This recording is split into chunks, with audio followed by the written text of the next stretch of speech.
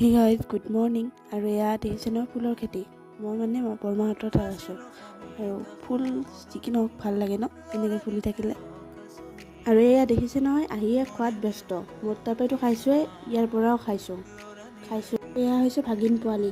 আৰু এইফালে চবেই কাম কৰাত ব্যস্ত আৰু এইফালে ভগৱানৰ ভোগ বনাই আছে।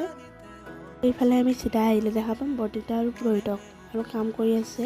আৰু আপোনালোকক কোৱা হোৱা নাই আমি কিয় আহিছোঁ। আমি আহিছোঁ আমাৰ বাইদেৱে আজি ভগৱান এটা প্ৰতিষ্ঠা কৰিব তাৰ কাৰণে। আৰু এয়া তাই পূজাত বহিছে, লগত আমাৰ ভাগিন পোৱালিটো, ভণ্টি, আমি গোটেইকেইটা আছোঁ। এইফালে দেখিছে নহয় খানাৰ আয়োজন চলিছে। আৰু এয়া হৈছে মোৰ দেউতা, আৰু ফটো তুলি থকা বুলি গমেই পোৱা নাই, নহয় ভিডিঅ' কৰি থকা বুলি। এয়া পুৰোহিতে বিষ্ণু মূৰ্তিটো প্ৰতিষ্ঠা কৰি দিলে।